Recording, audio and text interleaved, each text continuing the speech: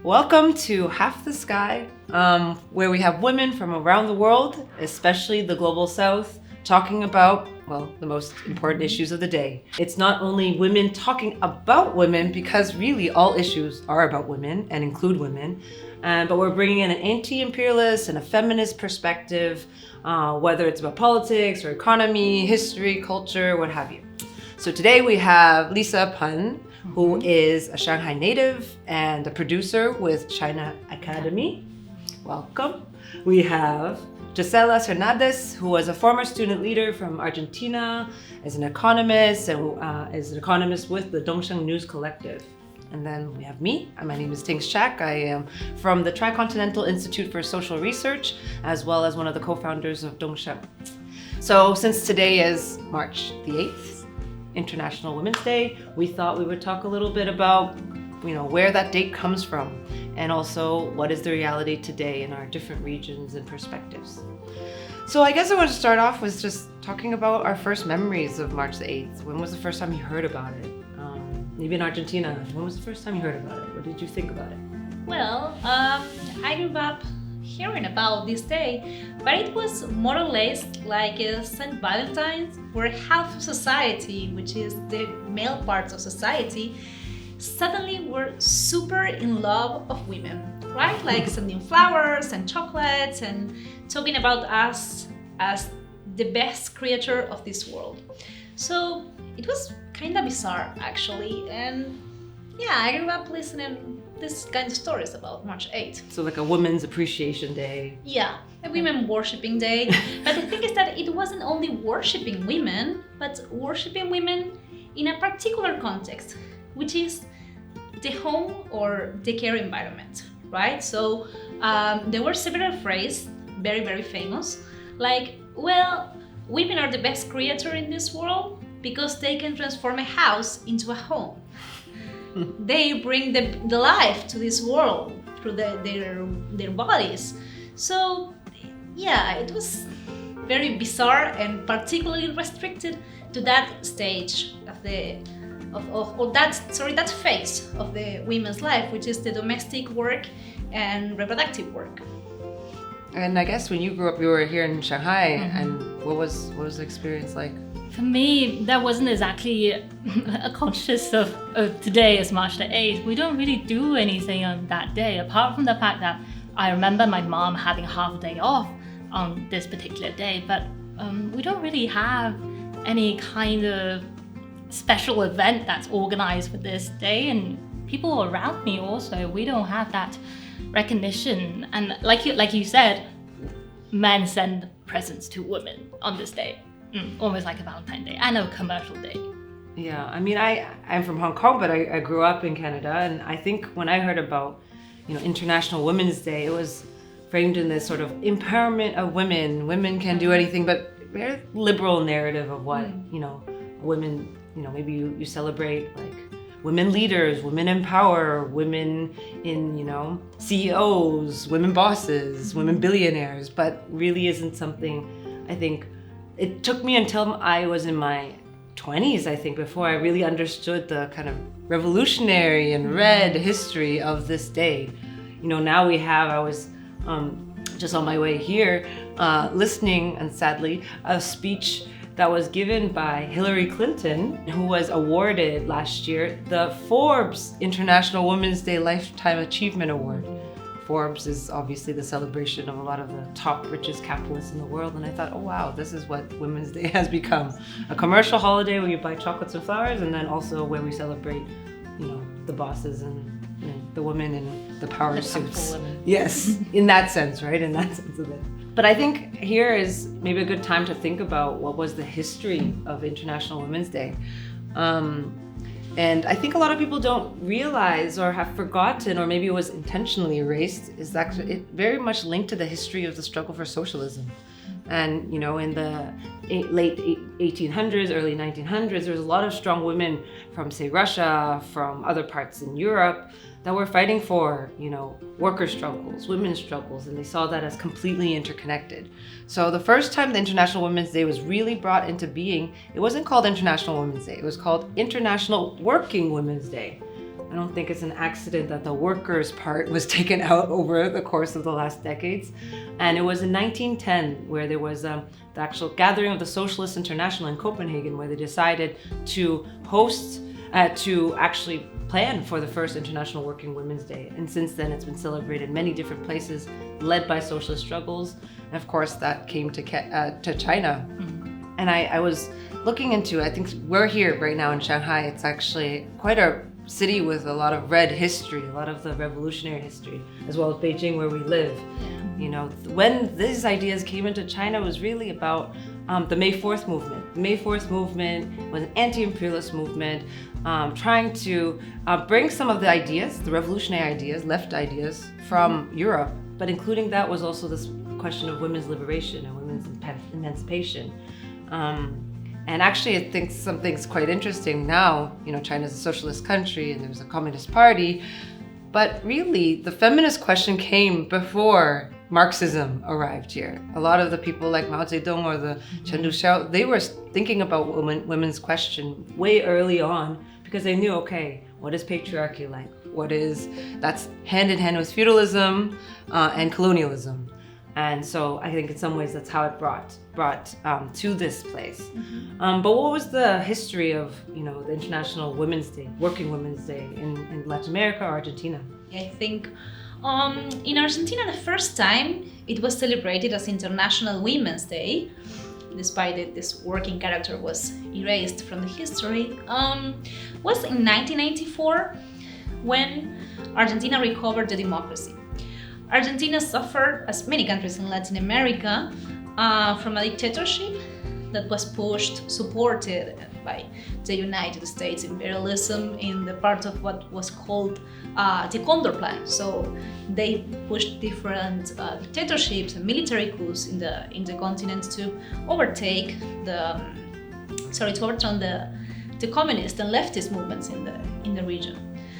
So during that process, what happened in Argentina was that actually women were pushing the resistance against the dictatorship in the country because they were looking for the children who were disappeared, they were tortured, they were killed by this dictatorial government in the country. So women will go on strike, they will go on the streets and marching in circles in the main square, which is the main square in Buenos Aires city. They will go there to fight and to publicly denounce what the military was doing with the young people in Argentina. And it's not a coincidence that the first day that was celebrated in the country, which was in 1984 after the democracy came back in December 1993, women were constantly thinking about their rights, about not only the labor rights, but also the reproductive rights. They were thinking about the right to divorce from their partners, for instance, if they want to. They were debating about the abortion. And here is something interesting as well, because in 1986 was the first time that this amazing event that we have in Latin America, mostly hosted in Argentina, that is the Women's Meeting. It's a national event. We celebrate it once a year in pop-up cities, in different locations. So we gather there to debate about different issues that cross our life, which is in the unions, in the labor stage, in the personal life, in universities, in science, in politics. 1996 was the first time that this meeting was celebrated there, and it of course affected a lot to the March 8th celebration. So the character of the struggle was very present there, but over the years it was hidden by the mainstream media, by the mainstream patriarchal institutions trying to convert this into a consumption day or a new St. Valentine's. But in the recent years, it's getting back into its original character. Like Gisela said, in many countries across Latin America had to suffer these coups and military dictatorships that was backed by the CIA, backed by the US, like too many parts of the world know about. Sadly, and it still continues today. But anyway, that's not what the program is about. But the thing is, I think Argentina suffered quite disproportionately more under the dictatorship? I mean, it was 40,000 or 50,000. 30,000 people killed. Killed and or disappeared. In a country that by that time, its population was 30 million people. So imagine, so it's a lot. About 30,000 out of 30 million is a huge amount. Everyone was impacted by what was the repression against leftists, against communists, or families and those who suffered. And the women consistently till today, and now they're the grandmothers of that square you're talking about, come every year to talk about the daughters and sons and grandchildren and that have been were disappeared during the dictatorship till today. I mean, how many years after the end of the dictatorship now? 40 years. 40 years. So women's presence has been very strong all along. And I'm thinking back here in the city, I was just reading this book. Have you read Mao Dun's Midnight novel? Because it's about 1930s Shanghai, where they were talking about the women's factory organizing in the textile factories and in the silk factories. And exactly in this moment where these ideas were starting to circulate, but also it's not just about women's issues, but women as workers, women, when we're thinking about women's wages, women's access to education, women's, the access to healthcare and a variety of things. We're still fighting for these things today in a different form, of course, but also abolition of a lot of things that were seen as the, characteristic of the Chinese patriarchal society. Like at the time, you can still have concubines. You can have child marriages, the arranged marriages. You can have child servants, women servants. So all of these demands started coming out in this 20s, 30s consciousness that was being awakened in the country, but that was intimately linked with the woman question. And I was looking up a little bit about, I was quite interested the first time I spent March 8th here, and I was very sad to know that it doesn't have much of a resonance today anymore. I was thinking, yes, it's going to be a revolutionary red day, but no, it's a commercial holiday. But was really the first time women decided to take these ideas and organize the first International Working Women's Day March in China. And it was actually in Guangdong, my home province, Guangzhou, and where they organized, where about 2,000 women to come out on a first march, and it was first activity. And it's very interesting how the main leader, her name is He Xiangning, she actually heard about it from a wife of a Soviet advisor here. It's like, oh, there's this thing they do in Russia and Soviet Union called International Working Women's Day. Like, oh, and they convinced the Women's Department at the time, which was KMT plus CPC together because of United Front. Anyways, they organized that, and within 3 years, they were able to get hundreds of thousands of women on the street to talk about a variety of issues. Because you lift the issues, but you also mobilize the people. And this was continued on throughout the resistance against Japanese occupation and a variety of things. But I think maybe what we can talk about is how this has shifted, and maybe in China, especially after 1949, and in the kind of socialist period, let's say. I mean, before, I don't know if you have heard the saying that a virtuous woman is one that is not educated. That was the kind of vibe that they had before 1949. They're not encouraged to read as a social stereotype. I mean, you don't need to know that. All you have to do is to bear children, is to feed the family, basically. And after that, and this is even women from like landlord classes or yes. People from the gentry, yes. also not just working women or peasants. Mm-hmm. In the Qing dynasty, they were more encouraged to read how to be a good wife. You need to sew. You need to kind of have all these talents in order to please men and your family as a whole. And so I have a data here that literally says that in 1940, the literacy rate increased from less than 30% to 66% within only 30 years. Mm-hmm. That's in 1970. Mm-hmm. We also have a period of reform and opening up, and with that comes the one-child policy. With a family only having one child, they gave the child equal opportunity as to whether it is a boy or a girl. So they are treated equally and have the same access to education, have the same resources from the family. We also have a policy implemented that is the 9-year compulsory education. But with that being said, girls who live in rural areas or poorer areas, they are told by their families to go back home because they are not worthy of the tuition fee to keep their study going. Yeah. Yeah, no, I mean, those are really complicated questions. It's in the education area, China has definitely made huge strides. And I think it's interesting on many fronts, as a lot of times these sort of international institutions or NGOs, when they do assessments about China's women's rights, there's a lot of criticism about, you know, what has happened. But one of the areas that China is consistently at the top of the list is looking at gender equality and access to higher education. Yeah. Because now, actually, I think it still is the case, more women are in higher education than men in China.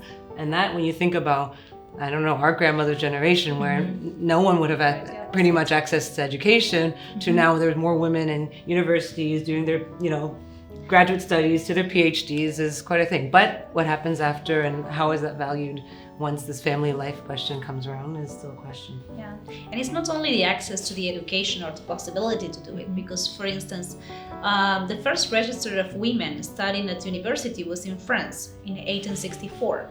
So I learned proudly that in Argentina it happened in around the 1880. So it is pretty old, actually.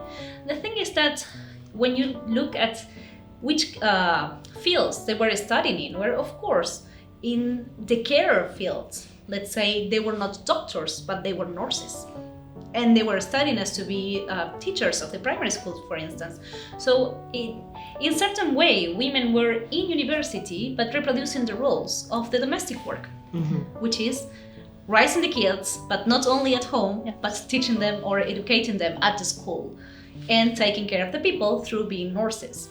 So this is another interesting fact to check on how women are in university performing today, not only being more or an overwhelming majority compared to the men, but which are the fields that they are studying, how they are performing, which are the chances or the opportunities that you have to find or to fight for the same position that a man that studied in the same university than you in the same field. And then the same wages and the same Exactly. opportunities. Yes. Because I guess the role of what March 8th or the struggle around women pre and post revolution is quite different. So instead of remembering the International Working Women's Day, I think now there was introduced, the March 7th Girls' Day was introduced. Do you know when more or less that came about, and what is it? What is Girls' Day? Yeah, well, it first came 20 years ago, but it's the same now recently. Have you heard of the Girls' Day? Not really. I don't know if you want to I hear. think Close it's your something- ears. I think it's something that only China has. Yes. Basically, they want to promote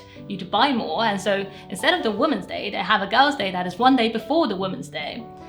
And I think I have purchased things on that. Yes. and that's Feminine products. why they have a Girls' Day and a Women's Day. Because Women's Day, as translated into Chinese, means 妇女, and that word isn't necessarily a neutral term as a woman is. It is associated with women of a certain age. It is also associated with women that have children. And more, it is associated with people that are in the rural areas. So a lot of companies, a lot of firms, they want to encourage more people in the city to spend. This is a day you should spoil yourself, so we have that. And it is also a day, if you go into college, you will see those banners, and so boys from the university will say, oh, today is a day I will do anything for you, as a love letter to the girls. A little bit like what you grew up knowing. Pretty much like that. And apart from Girls' Day, we also have Goddess Day and the Queen's Day, but that's on the same line, so that they have more purchasing power, they have more consumer power to buy more. So it's almost like women as a whole in China is being, how do I put this in a nice way? It's Don't being have to put it a nice way. materialized. Yeah, made into something quite materialistic, commercial. You have a certain standard, and this is what the society puts. Yeah, I want it to be a goddess. Yeah, so standard. you need to spend more to be a goddess. Yeah. Yeah, no, okay.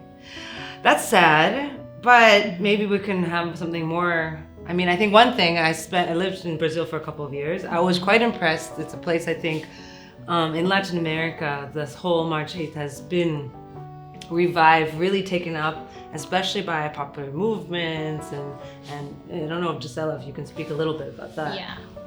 Yeah, well, so as I mentioned, it had a very working class perspective, then it was hidden, and that perspective, which is not only working class, but also a struggle day, not a consumption day, has been recovered over the last years. So, if we think about this, I remember being a teenager. Well, March 8 mobilizations were pretty reduced, not many people in the streets, and a few years ago, it started to get more and more crowded, you know? So now March 8 on the streets is just as a fabulous wave of women getting together in the street, marching and claiming for their rights, and that's something just fabulous. And how it happened? Well, we can think about different processes that help. First is this one of very strong women that were leaders or references for us in the history.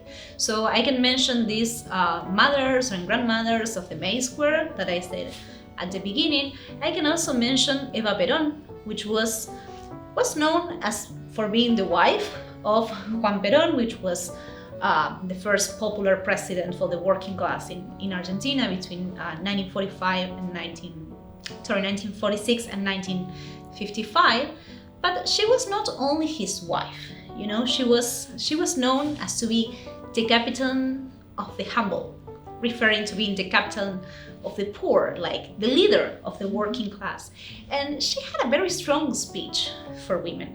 Again, we can criticize some of the history saying, well, she was empowering women, but also women in a very domestic role, while in China they were getting empowered in other perspective, like women can be equal to men and hold up half of the sky.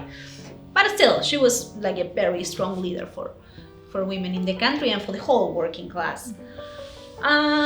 We can also mention some very recent rights that we gained, which is as simple as the right to vote in the electoral contest, you know.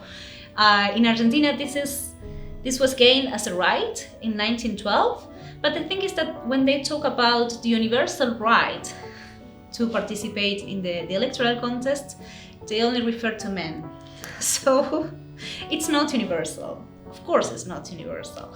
And in 1947, with Eva Perón, we gained this right to participate in the electoral contest. So if you think about it, it's actually a pretty recent history for us, even though we have this very strong dictatorship that was particularly cruel with women, not only kidnapping them or killing them, but also raping them, you know, taking their babies and selling them illegally. So they were particularly cruel with women, but even though we still can rescue a lot of strong women leaders from the country.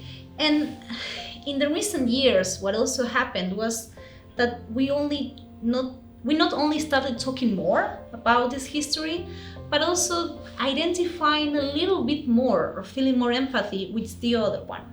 You know, there was an increase in the femicides in the country, which is not only killing a woman, but killing the woman for gender reasons. When you think that you are killing somebody for the special reason of being a woman. Many of these cases, some estimations say that between 80 to 90% were femicides committed by their relatives, not by a stranger that you just suddenly met in the street, but by your husband, your father, some relative that you have. So somehow we started to talk more about these issues, and we crossed the limit of the privacy or the familiar core issues that, you have to keep talking about this only within your family core and not with your friends, not with people outside. And when we started to talk more about this, we realized that we all were suffering very similar situations. So somehow feeling this empathy that started with the violence that we suffer on a daily basis. So for different reasons, we started to redebate the March 8 and getting closer to those historical feminists that keep marching on the country saying, no, this is a struggle day, this is a fighting day, and this is an international working women day and not a St. Valentine. So it's a nice twist plot. Yeah, I remember one of the first and I think this is probably a trend you'll see across Latin America, this sort of revival of that spirit, because sometimes I think there's a lot of misunderstanding about what feminism is. It's almost like a bad word. I think here we're highly contested, and we'll talk more about why that is, or at least how that is becoming an issue, is that there's a lot of confusion. It's like, oh, there's like first wave feminism, second wave, third wave, there's liberal feminism, there's radical feminism, there's so many feminisms, or, you know, feminists that, you know, hate men, and there's a lot of confusion about what feminism really is about, you know. First of all, feminism does not mean we hate men. We actually hate the system of patriarchy. Even in a socialist system like China, patriarchy has not ended. In a country like Argentina has a long history of struggle. Patriarchy has not ended. But that's the common goal. But patriarchy is linked to a whole set of other structures, whether it's capitalism, whether it's around economic exploitation, around health and access to education, all kinds of rights that are fundamental. So I don't know if you can talk a little bit. I think there's been a big debate in Latin America around liberal feminism versus what's called popular feminism. And what is the difference that you see, and why is that distinction important? Yeah, sure. No, this is a very strategic point, actually. The first is that we can say that feminism is the way or the strategy that we have to close the gap in inequality between men and women in society. And the thing is that the way of closing that gap of inequality in society has different understandings according to the class perspective as well. So if you think about the feminism of white women from upper classes, that they are fighting for their rights to have a better position as CEOs of the companies, for instance, is not the same feminism that you will find in the very popular sectors of the working class who are fighting to get educated, for instance. So first, there is a class perspective that has to be included in the feminism. Let me give you an example. When we were debating about the abortion, well, abortion is a very complicated issue and very has different edges to be discussed.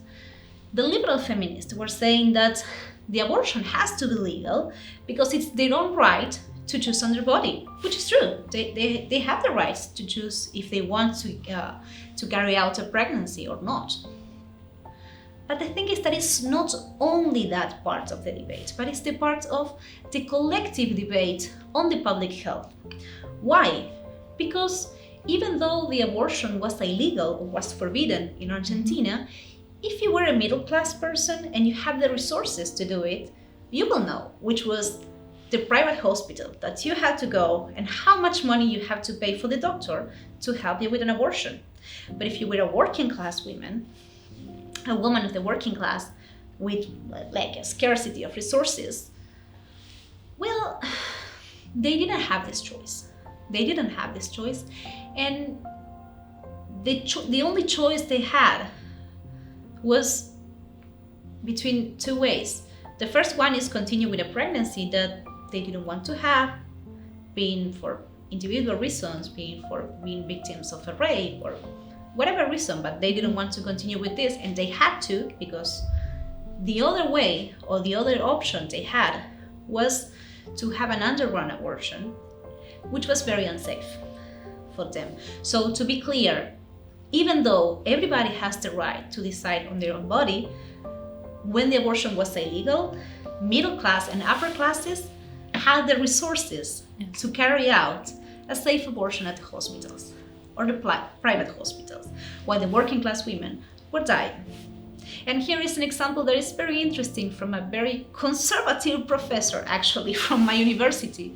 He said that, he was a doctor at the hospital, and he said that during all his life, he was convinced that the abortion had to be forbidden.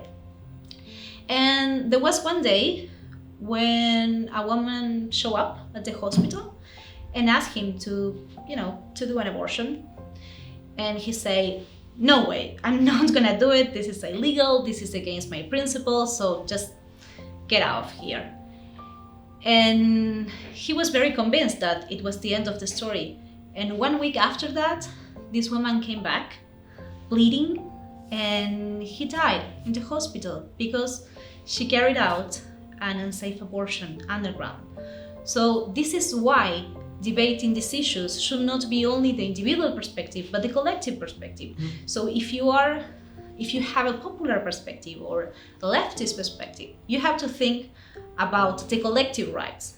And that collective right imply that you have to debate the healthcare. So I think the example of the abortion is very clear to differentiate these positions between a liberal, which is more individual, and also is related to the upper classes or middle upper classes rights, and a popular feminism that is in fact debating the issues that are affecting to the working class women in our countries and thinking solutions from a more collective perspective.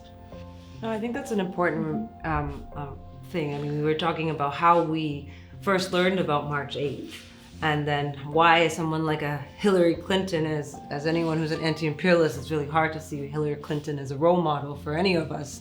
And it can distort what is the struggle for women if we don't have a class analysis.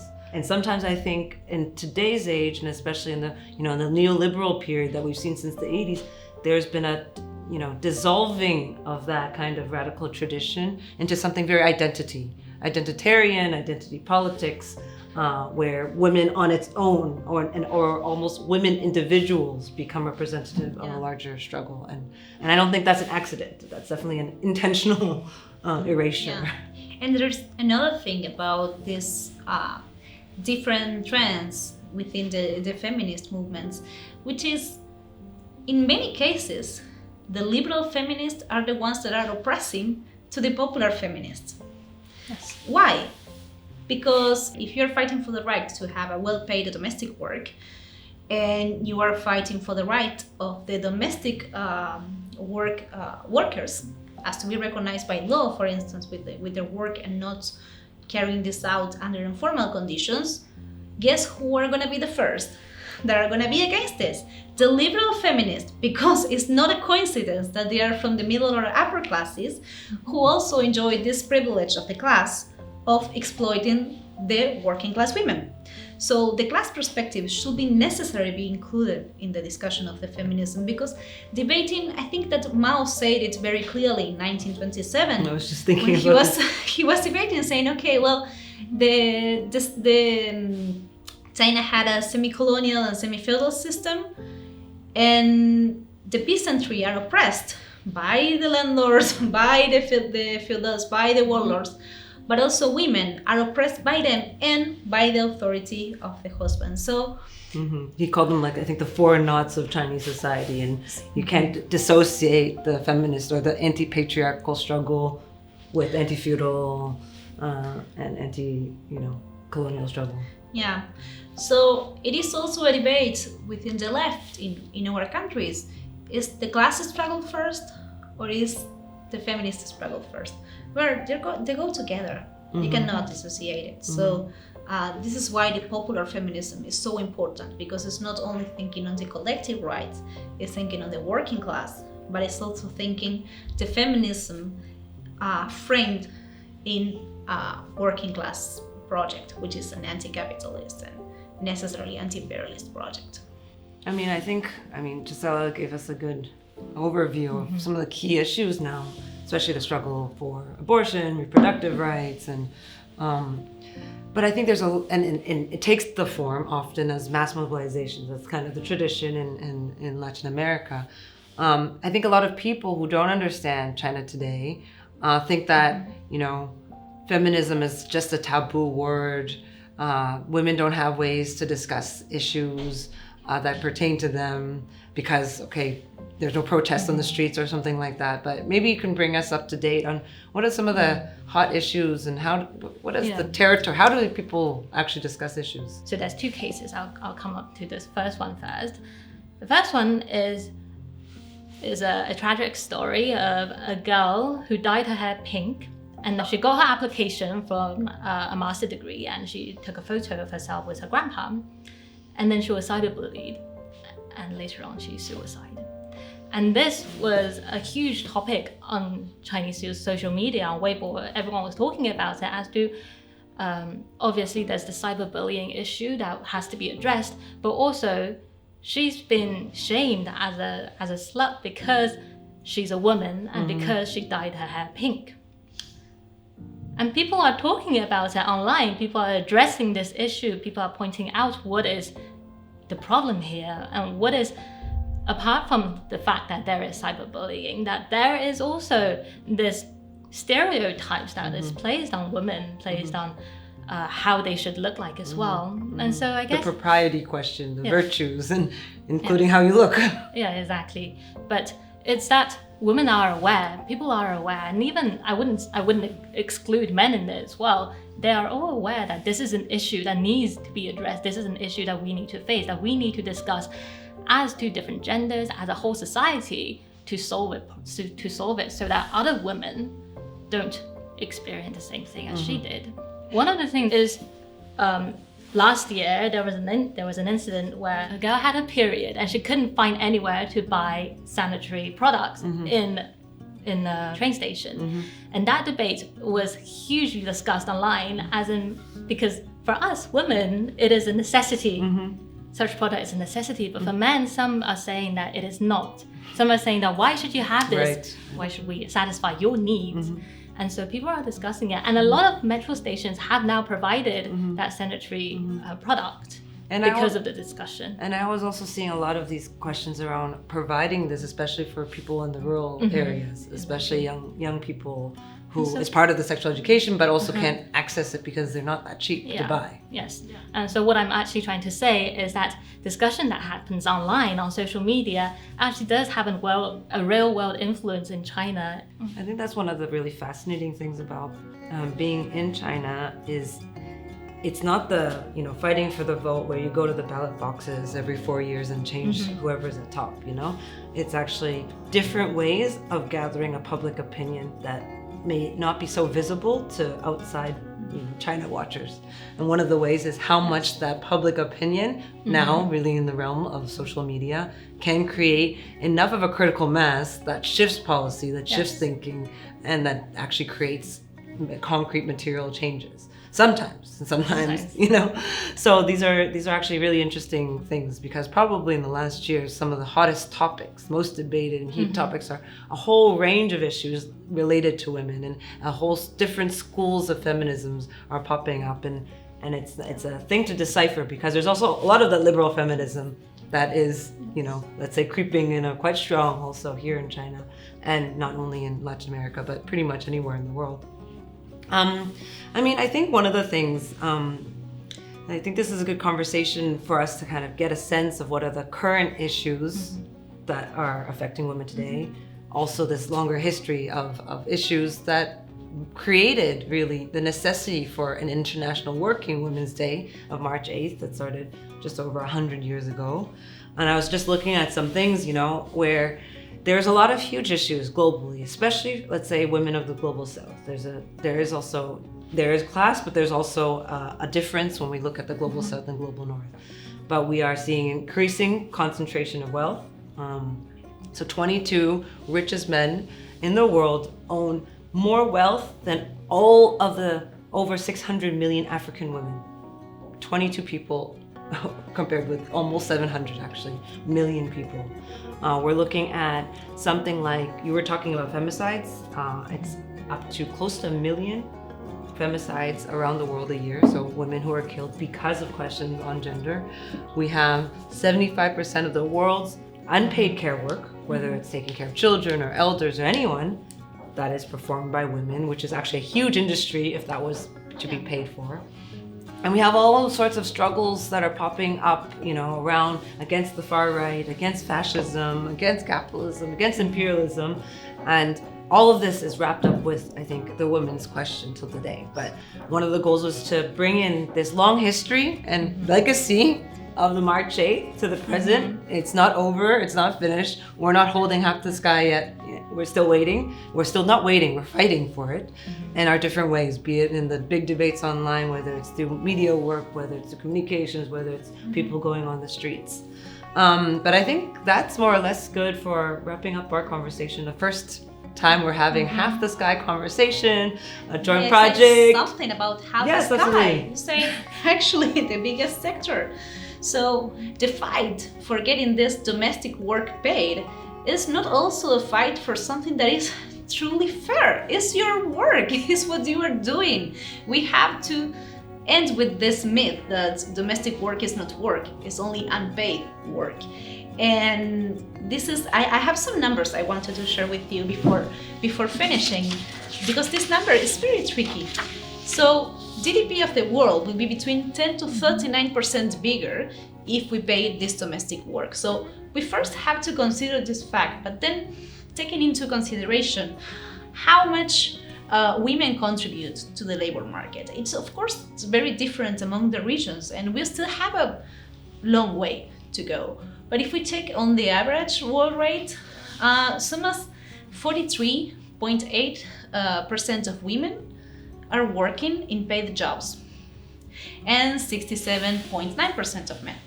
But the thing is that this 43.8% of women not only have the paid work, but also the unpaid work at home. So they have double working time. And of course, it changes a lot across the regions. If we take in Latin America and the Caribbean, this number, it's pretty much the same as the world average, actually. It's 43.7 and 67.5. But in East Asia, it is way interesting because women are 58.2% and men is 70.1%. So if we can say that Asia, actually East Asia, has the biggest participation of women in the working force actively. Yeah. In the formal work, because the unpaid work we know it's carried out by most of us. And yeah, it's changing a lot, but in Asia I think we have a nice experience to study, especially in China, with this long-term process of women holding up half of the sky or more than Absolutely. half. I mean, in China, can I just say one more Of sentence? I mean, in China, even though we say that March the 8th is consumerized, is commercialized, people are starting to get more and more aware that we should return to it being Women's Day. People are fighting back against Girls' Day. People are saying no to Goddess Day. So I think there's improvement. Yeah, absolutely. Any last words, burning feelings before we... I'm very happy about this conversation. I'm very, very happy. Very interesting exchange. Yeah, no, I think we'll talk more, have different topics. Maybe next time we can have an economic discussion or have a cultural discussion, geopolitical discussion. So that's us from Half the Sky with Lisa and Tings. This is Gisela, a collaboration between Wave Media, which is a project of China Academy, and Dongsheng. So you can find us on YouTube and Bilibili.